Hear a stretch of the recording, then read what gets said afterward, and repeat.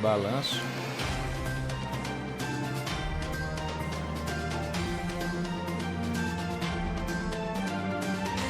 Boa noite, você está no Gabinete de Crise comigo, Cláudio Dantas, hoje, dia 15 de abril, quarta-feira. Olha aí, o ministro Luiz Henrique Mandetta praticamente se despediu do cargo na coletiva que ele deu mais cedo. Ele e toda a sua equipe, hein?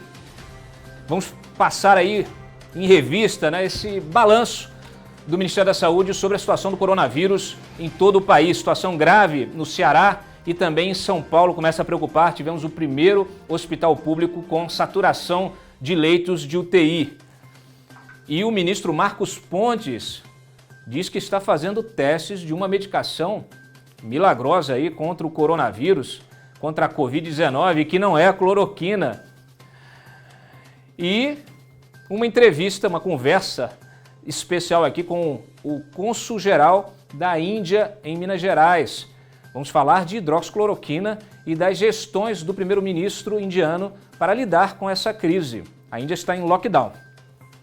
E para encerrar, a gente vai ter uma reportagem especial sobre os erros médicos da OMS. Você está convocado a participar dessa conversa.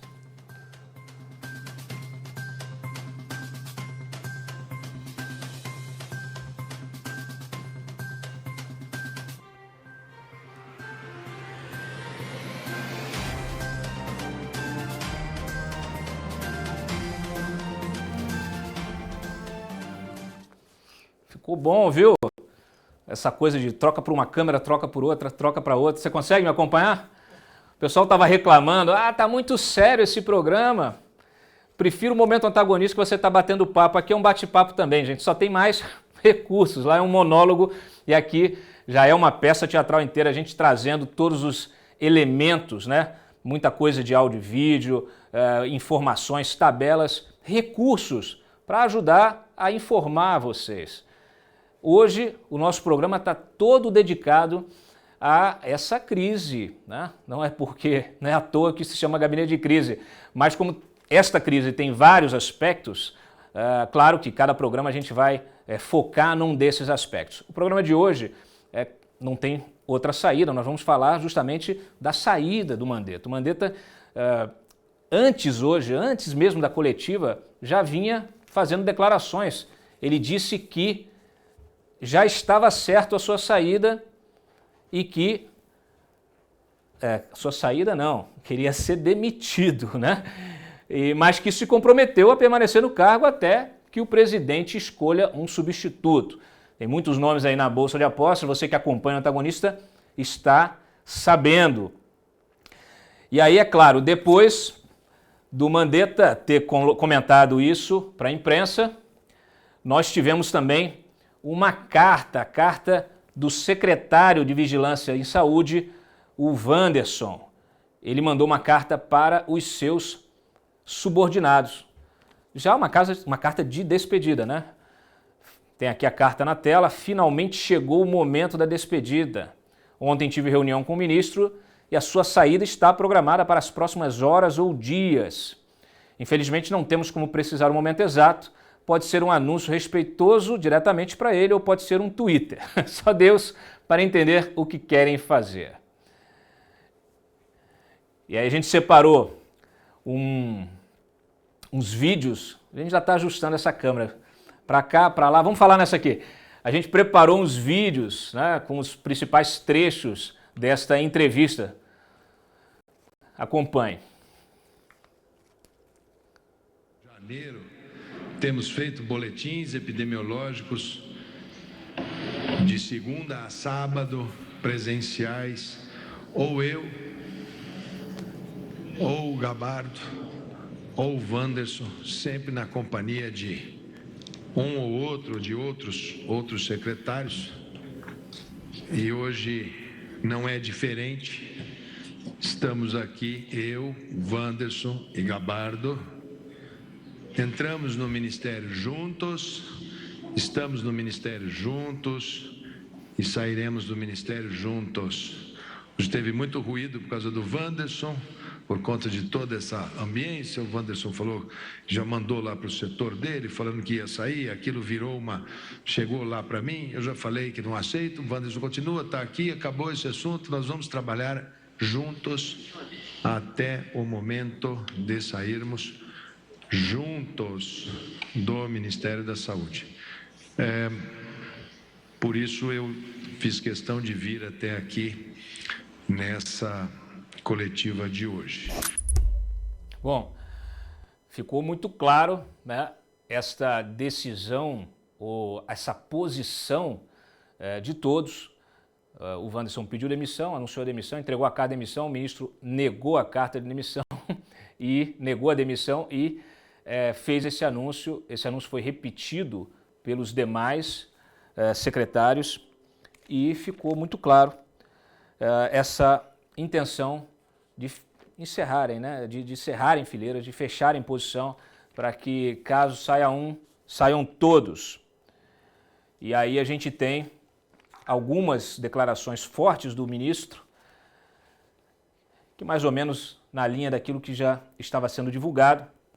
Ele disse que o presidente da República claramente externa que quer um outro tipo de posição por parte do Ministério da Saúde.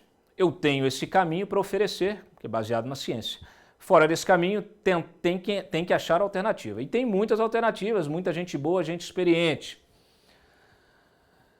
Esse é o climão. Climão aqui, vocês viram, né, a própria carta de despedida do Wanderson, falando que essa demissão pode vir com um anúncio oficial, pode vir com um tweet, pode vir de qualquer maneira. Aliás, é incrível como este governo, né, o presidente Bolsonaro, transforma toda a demissão num drama, numa novela, com aí pitadas de humilhação pública. É uma situação realmente complicada. Publicamos, inclusive, que aquele vídeo que o Bolsonaro gravou, né, na verdade ele foi à padaria Pão Dourado, conhecida aqui em Brasília, ali na Asa Norte, no plano piloto, e claro, foi gravado na padaria. Esse vídeo tomou as redes sociais, nós publicamos na semana passada, criou muita polêmica. Esse vídeo, ele gravou isso nessa padaria e hoje a gente descobre que a padaria é a padaria frequentada pelo Mandetta, a padaria usada pelo Mandetta porque é perto da casa dele. Quer dizer, então ficou ali parecendo um recado do Bolsonaro dizendo, olha, você não pode ficar falando para as pessoas ficarem em casa porque você vai à padaria todos os dias. Você e sua esposa vão lá comer sonho. Não sei se ele chegou a esse detalhe de comer o sonho também, mas vocês vão à padaria todo dia. Então, olha, realmente é tudo novo, né? A forma como as coisas são feitas, como a política é feita, como essas relações são travadas, né? Eu já comentei aqui, o ministro Mandetta tinha um passado conhecido e várias recomendações para que não virasse ministro. E o Bolsonaro fincou o pé e disse, não, vai ser o ministro. E agora resolveu que não quer mais o ministro, mas não demite o ministro. Então, tá aí, os nomes, ainda não há um nome para substituí-lo, e a gente vive essa incerteza. O fato simples é o seguinte, qualquer nome que o ministro escolha, que o presidente escolha, será mais um nome, e eu acho que ninguém vai mais querer saber o que o ministro pensa, porque se o ministro falar alguma coisa que seja diferente daquilo que o presidente da República está falando, ele vai ser fritado também. Então, qualquer ministro, não importa mais qual o ministro que vai assumir esse encargo, né, no meio de uma crise sanitária aí de proporções realmente planetárias, uma situação complicadíssima. Poderia ser mais fácil, poderia ter mais união. Essa união, inclusive, né, pregada internamente no Ministério da Saúde, poderia ser a união dentro do governo como um todo, mas não é. Então, pelo menos, vamos esperar que haja uma decisão até o fim da semana, pelo menos, né, para que acabe com esse discurso dissonante, né, de um presidente falar uma coisa e o ministro falar outra. Como eu já disse em outros vídeos meus, se esse é o caminho que o Bolsonaro quer, então ele tome o caminho de maneira clara, demita o seu ministro e arque com todas as consequências desta crise. Bom, vamos ao balanço. Temos aí a tabela liberada pelo boletim, né? O boletim de saúde dessa situação do coronavírus liberada pelo Ministério mais cedo na coletiva. A situação é a seguinte: 28.320 casos confirmados, 3.058 novos casos em 24 horas, um recorde, 1.736 óbitos confirmados no total, 204 óbitos novos, repetindo o número divulgado ontem.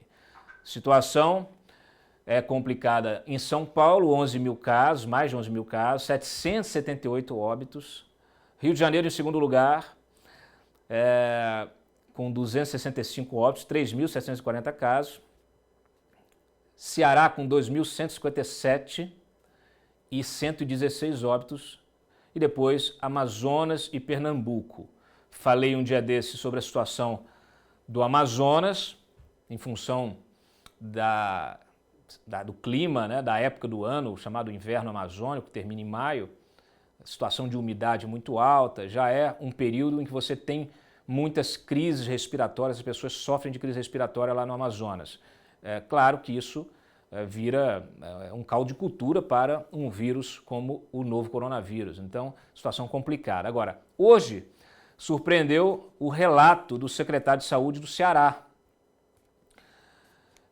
que falou que, olha, fez até projeções de mortes, 250 mortes por dia, falou de saturação de todo o sistema, de todos os hospitais, etc. Nós temos o áudio, esse áudio ele foi feito numa live, né, do secretário, e temos aí na ponta da agulha para reproduzir. 10 mortes. Hoje, nos Estados Unidos, só Nova York tem 1.000 mortes por dia. Então, nós estamos estimando que nós vamos ter algo aí em torno de 250 mortes em Fortaleza por dia, a partir de início de maio. Era uma esperança minha poder comprar leitos privados, que vai ser impossível na negociação, porque eles estão oferecendo para o Unimed, porque é obrigação deles. No sistema público, hoje eu não tenho mais leito de UTI, acabou.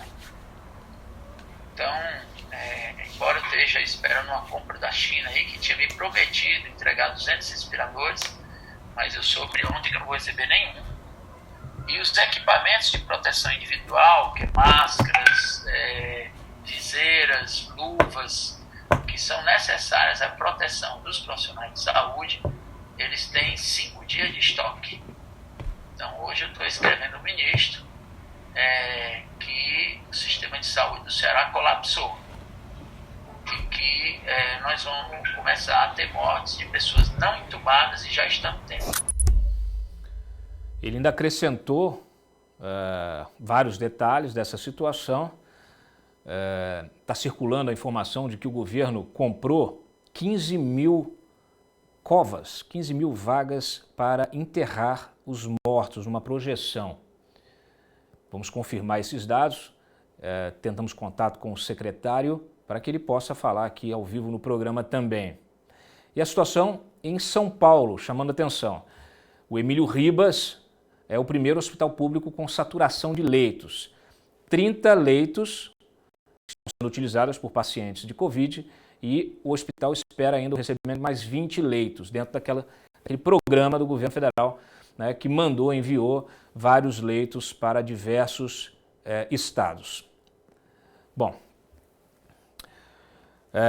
vamos aqui ao Marcos Pontes, ministro da Ciência e Tecnologia, convocou uma coletiva, falou de um remédio que ele está testando e não quis falar o nome do remédio, não quis dizer o que era, mas ele disse o seguinte: olha, não tem efeito colateral, os testes in vitro já deram 100% aí de resultado, mata mesmo o novo coronavírus, e a gente vai começar a fazer esses testes agora em humanos, em pessoas.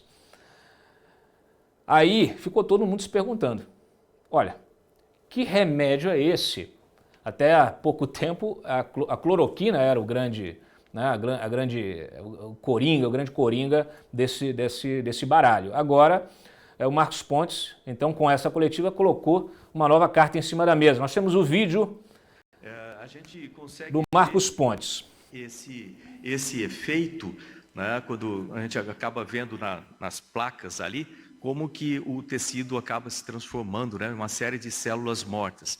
Essa foto, ela mostra um modelamento matemático, né, e utilizando inteligência artificial, foi o que eles utilizaram com essa computação, para analisar essas diferentes moléculas, essas 2.000 moléculas em tempo recorde, né, analisar como que elas se encaixam nesse quebra-cabeça, né, dessa proteína do vírus, que é como ele se conecta com as nossas células, para ver qual que se encaixa para eliminar a capacidade do vírus de se reproduzir ou de se relacionar com as células. Depois dos testes computacionais, eles vão para testes in vitro, né, as células reais, testados. Eles começaram com 2.000, passaram para 6 moléculas, e depois 2 delas, essas 6 testadas in vitro com células reais, e você vê ali o resultado. Uma dessas 2 teve um resultado muito bom, 94%, né, de sucesso trabalhando no tecido, né, real e eliminando, vamos dizer, essa capacidade do vírus, ou inibindo o vírus de reagir. Por que isso é importante, né?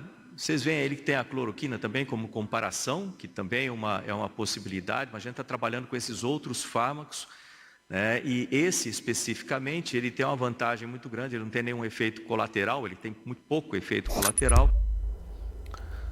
Bom, acontece que o segredo durou pouco, porque o Mandetta, na coletiva, aproveitou que está de saída, né? E saiu batendo a porta, revelando com uma dose de ironia, qual é o remédio milagroso. É normal, quando você tem uma situação como essa, que as pessoas queiram se agarrar numa possibilidade de cura, uma solução, né? Muito difícil para o ser humano chegar e falar assim, eu tenho um vírus e eu ainda não tenho uma resposta. Normalmente alguém faz uma resposta. É uma droga que iniciou com um conceito, olha, ela in vitro, quer dizer, no laboratório ela mata bem vírus. Se a gente coloca outras drogas também matam in vitro o vírus. Até hoje, acho que o ministro Pontes ia colocar, porque ele foi lá no ministério para que a gente fizesse, ele falou, não, tem um antihelmíntico, né? Não sei o nome, só sei o nome comercial, não vou falar. Mas, enfim, dizendo que essa linha aqui, que é um vermífugo, mata muito bem in vitro. Então, vai começar agora o teste em pessoas. A gente traz o nome, chama Anitta, não é a cantora, não. Anitta é um vermífugo, você já deve ter tomado na sua infância, né? Eu estou rindo, não é pela solução. Nessa situação em que você não tem cura, como disse o ministro, estamos apelando para qualquer coisa, para tudo que apresenta ali um mínimo de resultado. Como vocês viram, ficou muito bonita aí a apresentação, está de parabéns o ministro Marcos Pontes, bonita apresentação em 3D, com 94 mais ou menos por cento aí de sucesso, né? Um pouquinho abaixo só aí da cloroquina. O que eu acho engraçado é o seguinte, quando a gente está falando de ciência, o ministro de Ciência e Tecnologia fazer uma apresentação dessa e criar um suspense. Quer dizer, se não fosse o ministro da Saúde para dizer do que se trata, a gente não saberia. Então, assim, ele não precisa falar o nome do medicamento, obviamente, porque isso, para evitar até o alarme, que as pessoas corram para comprar nas farmácias, etc. Mas pode dizer, olha, nós estamos fazendo testes com vermífugo, com cloroquina, com naftalina, com qualquer coisa, né? A gente precisa, ministro Marcos Pontes, de transparência, né? De transparência, porque senão, né, todo mundo está no mesmo barco. A gente não pode simplesmente, de repente, vocês achando que vão, né, descortinar, né, uma solução e usar politicamente isso. Então nós temos que ser sérios, temos que colocar a situação, olha, o governo o Ministério, em parceria com os laboratórios tais, YZ, está fazendo os seguintes testes, testando os seguintes produtos, ou os seguintes coquetéis. Nós questionamos o Ministério ontem sobre a cura, né, sobre os pacientes curados, se os pacientes curados desse boletim que eles informam todos os dias, se o Ministério sabia quais pacientes tinham sido tratados com o coquetel, hidroxicloroquina, azitromicina, né, e um outro coquetel com Tamiflu. E o Ministério simplesmente não sabe, não tem essas informações. Então, olha, numa situação como essa, que todo mundo dá canelada, todo mundo está dando chute, o que a gente precisa é de segurança, a sociedade precisa de segurança, né, de informação por parte das nossas autoridades. Então, menos teatro e mais efetividade. E nós fizemos uma conversa com Elson Barros, simplesmente aí o cônsul-geral da Índia em Minas Gerais. Ele é presidente também honorário da Câmara de Comércio Índia-Brasil e atuou nesta história aí da hidroxicloroquina. Ele tem um passado também de atuação na quebra das patentes dos remédios para o combate ao HIV, na época ainda da gestão do Serra. Né? Existe uma parceria antiga, histórica, da Índia com o Brasil nesta seara, né, da saúde. Então, muito bacana, muito importante. É importante que vocês saibam o que está acontecendo, como que a Índia, um país com mais de 1 bilhão e 300 milhões de habitantes, como um país com e com um território até menor do que o do Brasil, consegue lidar com esta situação da Covid-19. Olha só que interessante. Vocês vão ver nesta conversa. Eu questionei ele em função justamente do seguinte: o primeiro-ministro indiano decretou lockdown. Lockdown não é o que nós estamos vivendo, né? Não é essa quarentena meia-boca igual São Paulo, que só 50% das pessoas estão recolhidas. Não, lockdown mesmo, fechamento total. E, ao mesmo tempo, tem utilizado a hidroxicloroquina, que lá é mato, né? Lá é mato, eles são os fornecedores dessa matéria-prima, para o tratamento, inclusive, preventivo. Então, uma coisa não exclui a outra. Muito pelo contrário, eles sabem que restringir a movimentação das pessoas, você pode ter tempo, ganhar tempo para preparar os hospitais, produzir remédio suficiente, testar esses remédios. Então, justamente é uma situação muito curiosa, porque é diferente do que está sendo proposto pelo presidente aqui, que é liberar geral e apostar na hidroxicloroquina ou agora aí na Anita, né, no vermífugo. Então, trechos aí principais da nossa conversa com o Elson Barros. Você está tendo um sucesso muito grande nas medidas, né, nesse momento de crise mundial. É um país... tem 1 bilhão e 300 milhões de habitantes, uma realidade bem diferente da realidade do Brasil, né? Ela é vizinho da China e uma população gigante, um território que é 1/3 do território brasileiro. No mundo hoje, né, a gente tem uma total de infectados chegando a perto de 2 milhões de pessoas, né? Aproximando 500 mil de pessoas recuperadas, com 125 mil mortes. A Índia, com a população de 1 bilhão e 300 milhões de habitantes, ela está com 10.800 infectados, 1.190 recuperados e apenas 353 mortes.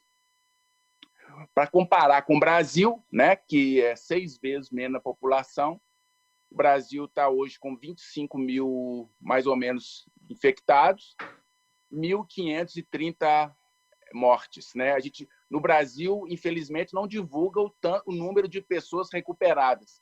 Né? É lógico que tem um número grande de pessoas recuperadas, mas a Índia ela adotou essa forma de lockdown e está usando o remédio, a hidroxicloroquina, junto com o zinco, e mais um outro antibiótico, que eu não me lembro o nome agora, e isso agora, a partir de hoje, está sendo feito de forma até preventiva. Algumas classes, algumas pessoas, como os policiais, médicos, ajudantes, vai passar a adotar isso de forma preventiva.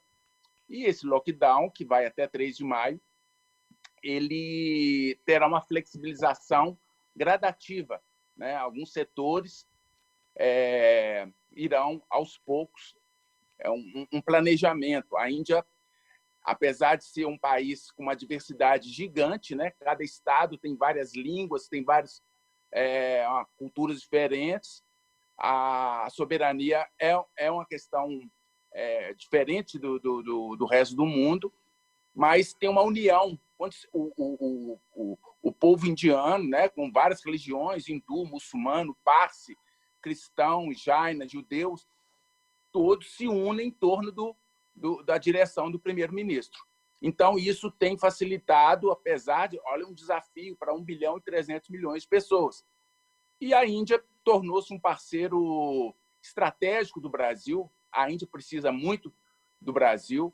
Recebeu o Brasil como convidado de honra agora, dia 26 de janeiro, no Dia da República. O presidente Bolsonaro teve uma delegação oficial e de empresários muito grande, então aproximou muito, e isso agora veio facilitar, porque o Bolsonaro entrou em contato direto com o primeiro-ministro, que estava proibido a exportação da hidroxicloroquina. Como eu comentei outros dias aqui, a Índia, depois desse lockdown, fechou, proibindo a exportação não só da hidroxicloroquina, mas também de vários outros, mais de 30 medicamentos, insumos utilizados no combate ao novo coronavírus. E mais ou menos uma semana depois, permitiu, quer dizer, quando fez o lockdown, restringiu a exportação, permitindo apenas para casos, para contratos que já estavam fechados, pagos, e para casos de urgência humanitária. E aí, poucos dias depois, mais ou menos uma semana depois, resolveu fechar geral. E aí, claro, muita gente reclamou, muitos países, não só o Brasil, Estados Unidos também. Donald Trump ligou para o primeiro-ministro indiano, solicitou a retomada, né, das exportações. Pelo menos aí mais 30 países fizeram a mesma coisa. O que me chamou a atenção nesta conversa, para a gente conhecer um pouco da realidade de como isso está sendo combatido lá na Índia. Como o próprio cônsul disse, é um país com características muito diferentes, com uma população enorme, com estados que parecem nações dentro do próprio país, e eles conseguem se unir em prol de um objetivo, que é combater esta doença.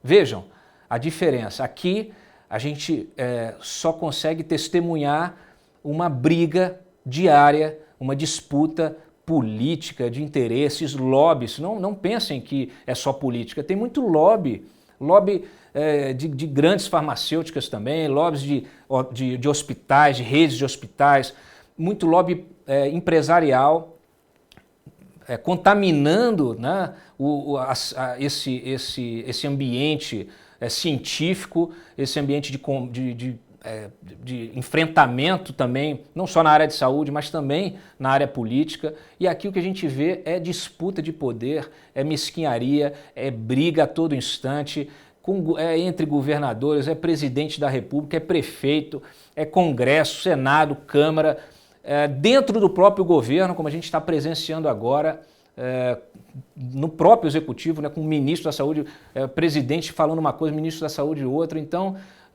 realmente é preciso a gente ouvir outras vozes, que essas sirvam também de exemplo. A gente tem que ressaltar que é um tema novo, inédito, é uma crise inédita, é um vírus que ninguém conhece. Todas as curas, os tratamentos estão sendo testados, estão desenvolvendo vacinas, é tudo teste, tentativa e erro, ciência também, mas muita tentativa e erro, inclusive nas medidas que são tomadas. Lockdown, quarentena, meia quarentena, vertical, horizontal, como que como fazer, quando fazer, tudo isso tem o seu impacto econômico, impacto social. Ninguém está satisfeito de estar dentro de casa. ninguém está satisfeito de estar sem emprego, é tudo muito difícil e a nossa classe política e empresarial só piora esta situação.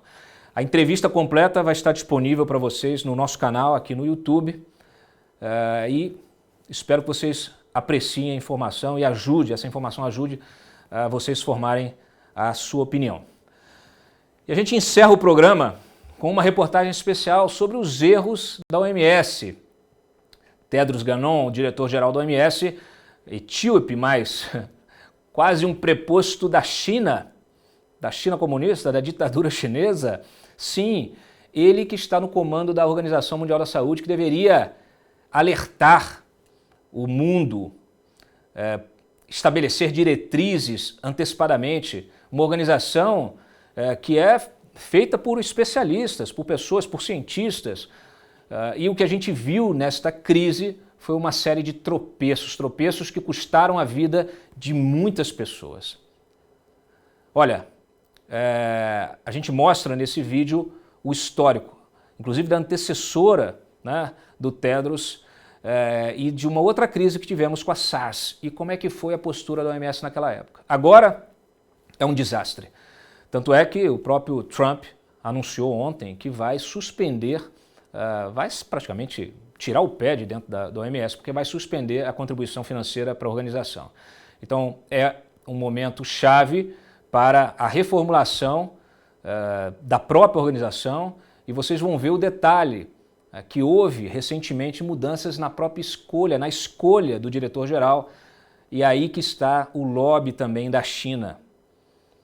Espero que vocês gostem, agradeço mais uma vez a audiência e estamos abertos aqui para sugestões e críticas.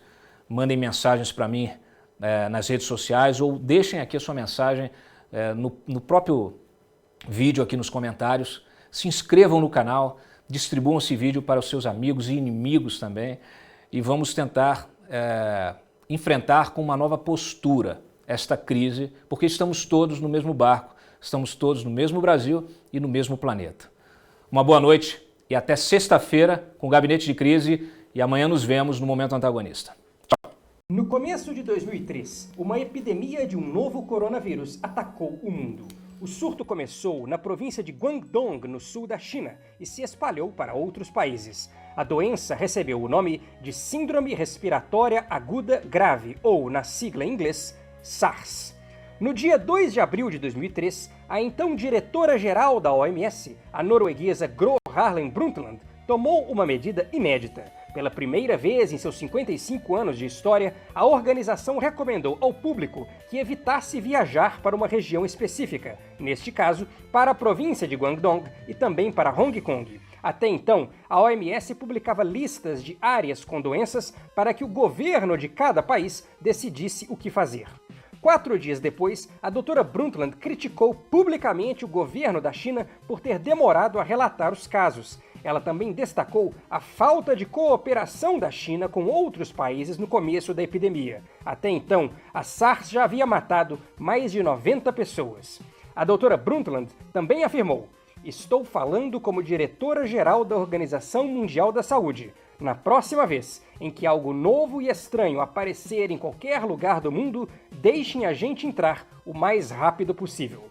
A aspiração da doutora Brundtland não se concretizou. Em 2017, a OMS adotou novas regras para a eleição de seu diretor-geral. Até então, o ocupante do cargo era decidido pelo Conselho Executivo, formado por 34 pessoas, entre diplomatas e integrantes dos Ministérios da Saúde dos países membros. Na nova regra, a eleição passou a ser feita pelo voto secreto de todos os 194 países que formam a Assembleia Mundial da Saúde. Nesse novo procedimento, os candidatos têm mais incentivos para não desagradarem a governo nenhum. Também aumentou muito o poder dos países em desenvolvimento e, consequentemente, da patrocinadora de muitos projetos e obras e importadora de muita matéria-prima dos países mais pobres, a China. Pouco depois de tomar posse, o etíope Tedros Adhanom Ghebreyesus foi criticado por 2 decisões. Nomeou para embaixador da boa vontade o então ditador do Zimbábue, Robert Mugabe, aliado da China, e para dirigir o programa da OMS contra a tuberculose, indicou Teresa Kaseva, uma então pouco conhecida funcionária do Ministério da Saúde da Rússia. A prestigiada revista médica britânica Lancet criticou a escolha, já que entidades que enfrentam a tuberculose não foram consultadas, e o histórico do governo russo em lidar com a tuberculose é ruim. Na crise do novo coronavírus, o Dr. Tedros, em vez de liderar o esforço mundial contra a epidemia, parece mais preocupado em ser liderado pela China. Em 11 de janeiro, a OMS publicou que cientistas chineses ainda não haviam confirmado a transmissão do novo coronavírus de pessoa para pessoa. Em 23 de janeiro, o Comitê de Emergências da OMS estava dividido sobre declarar ou não uma emergência de saúde pública de interesse internacional. Com o voto de Minerva, Tedros afirmou que havia uma emergência na China, mas não ainda no mundo. 23 de janeiro foi o mesmo dia em que começou o isolamento de Wuhan.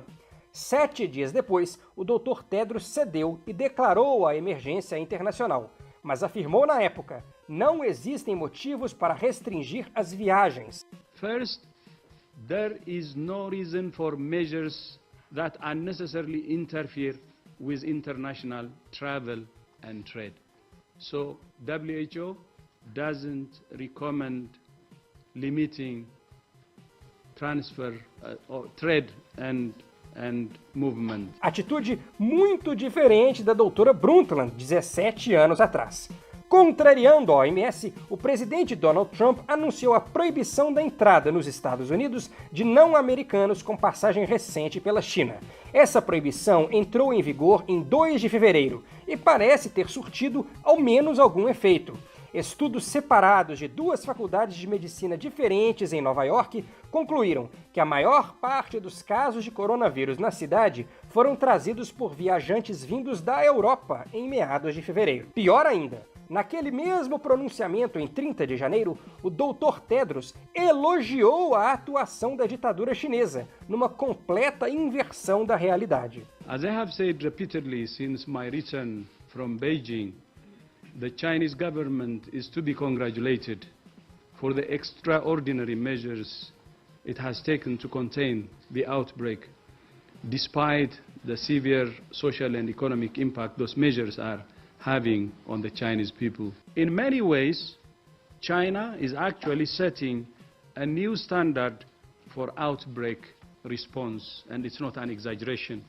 Os erros médicos da OMS não são desculpa para a incompetência de governos nacionais. A revista britânica Lancet, aquela que criticou a decisão do Dr. Tedros de nomear a russa Teresa Kaseva, publicou um artigo alertando para o potencial pandêmico do novo coronavírus e pediu vigilância cuidadosa para monitorá-lo. Isso em 24 de janeiro, o dia seguinte ao fechamento de Wuhan. O primeiro princípio da medicina é não fazer mal. A atuação do diretor-geral da OMS mostra que esse é um princípio difícil de seguir, com o bafo da China na nuca.